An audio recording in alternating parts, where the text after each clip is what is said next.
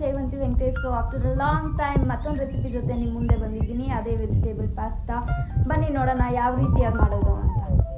ಬೇಕಾಗಿರುವ ಸಾಮಗ್ರಿ ಸುಮಾರು ಅರ್ಧ kg ಪಾಸ್ತಾ, 3 ಈರುಳ್ಳಿನ ಸಣ್ಣದಾಗಿ ಹಚ್ಕೊಂಡು ಇಟ್ಕೊಂಡಿದ್ದೀನಿ.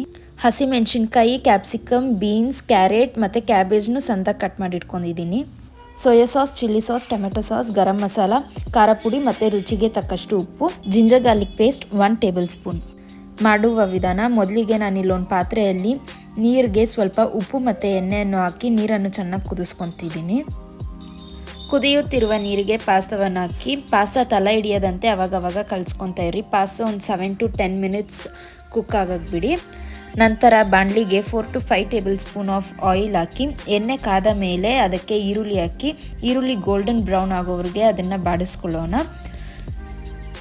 ಈರುಳ್ಳಿ ಸ್ವಲ್ಪ ಗೋಲ್ಡನ್ ಬ್ರೌನ್ ಆಗ್ತಿದ್ದಂಗೆ ಅದಕ್ಕೆ ಶುಂಠಿ ಬೆಳ್ಳುಳ್ಳಿ ಪೇಸ್ಟ್ ಹಾಕಿ ಶುಂಠಿ ಬೆಳ್ಳುಳ್ಳಿ ಪೇಸ್ಟಲ್ಲಿ ಹಸಿ ವಾಸನೆ ಹೋಗೋವರೆಗೂ ಫ್ರೈ ಮಾಡ್ಕೊಳ್ಳೋಣ. ನಂತರ ಹಸಿಮೆಣಸಿನ್ಕಾಯಿ ಹಾಕಿ ಅದನ್ನು ಕೂಡ ಫ್ರೈ ಮಾಡ್ಕೊಳ್ಳೋಣ. ನೆಕ್ಸ್ಟ್ ನಾವು ಕಟ್ ಮಾಡ್ಕೊಂಡಿರುವಂಥ ಎಲ್ಲ ತರಕಾರಿಗಳನ್ನ ಹಾಕಿ ತರಕಾರಿ ಒಂದು 70% ಕುಕ್ ಆಗೋವರೆಗೂ ಚೆನ್ನಾಗಿ ಫ್ರೈ ಮಾಡ್ಕೊಳ್ಳೋಣ. ತರಕಾರಿನ ತುಂಬ ಬೇಯಕ್ಕೆ ಬಿಡಬೇಡಿ, ಒಂದು 70% ಕುಕ್ ಆದರೆ ಸಾಕು. ಪಾಸ್ತಾ ಬಿಳಿಯಾಗಿ ಹುಬ್ಬುತ್ತೆ, ಆಗ ಪಾಸ್ತಾ ಬೆಂದಿದೆ ಎಂದರ್ಥ. ಆಗ ಪಾಸ್ತಾನ ಸೋದಿಸ್ಕೊಂಡು ಸೈಡ್ಗೆ ಎತ್ತಿಡೋಣ.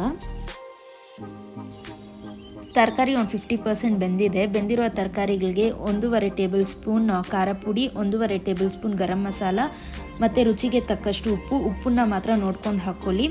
1 table spoon soya sauce, 1 table spoon chilli sauce ಮತ್ತು 2 ಟೇಬಲ್ ಸ್ಪೂನ್ ಟೊಮೆಟೊ ಸಾಸ್. ನಾನಿಲ್ಲಿ ಟೊಮೆಟೊ ಹಾಕಲಿಲ್ಲ, ಅದಕ್ಕೆ ಟೊಮೆಟೊ ಸಾಸ್ನ ಜಾಸ್ತಿ ಬಳಸ್ತಿದ್ದೀನಿ. ನೀವು ಟೊಮೆಟೊ ಹಾಕಿದ್ರೆ ಟೊಮೆಟೊ ಸಾಸ್ನ ಕಮ್ಮಿ ಬಳಸ್ಬೋದು. ಅದನ್ನೆಲ್ಲ ಚೆನ್ನಾಗಿ ಫ್ರೈ ಮಾಡ್ಕೊಳ್ಳೋಣ. ಮಸಾಲೆಯಲ್ಲಿ ಹಸಿ ವಾಸನೆ ಹೋದ ಮೇಲೆ ಅದಕ್ಕೆ ಪಾಸ್ತಾ ಹಾಕಿ ಪಾಸ್ತಾ ಕೆಳಗಡೆ ತಲೆ ಹಿಡಿಯದಂತೆ ಅದನ್ನು ಚೆನ್ನಾಗಿ ಫ್ರೈ ಮಾಡ್ಕೊಳ್ಳೋಣ. ನಂತರ ಅದಕ್ಕೆ ಸ್ವಲ್ಪ ಕೊತ್ತಂಬರಿ ಸೊಪ್ಪು ಹಾಕಿ ಲಿಡ್ ಕ್ಲೋಸ್ ಮಾಡಿ ಇಡಿ. ಮೀಡಿಯಮ್ ಉರಿಯಲ್ಲಿ ಇದನ್ನು ಒಂದು 5 ಮಿನಿಟ್ಸ್ ಕುಕ್ ಮಾಡಿ. ಅಷ್ಟೇ ರುಚಿಕರವಾದ ವೆಜಿಟೇಬಲ್ ಪಾಸ್ತಾ ಸವಿಯಲು ಸಿದ್ಧ. ನೋಡಿದ್ರಿ ಅಲ್ವಾ ನನ್ನ ಮನೆಯಲ್ಲೇ ಸಿಂಪಲ್ ಆ್ಯಂಡ್ ಈಸಿಯಾಗಿ ಹೇಗೆ ವೆಜಿಟೇಬಲ್ ಪಾಸ್ತಾ ಮಾಡಿದೆ ಅಂತ. ನೀವು ಇದೇ ಥರ ಟ್ರೈ ಮಾಡಿ ನೋಡಿ, ತುಂಬ ಚೆನ್ನಾಗಿ ಬರುತ್ತೆ. ಧನ್ಯವಾದಗಳು.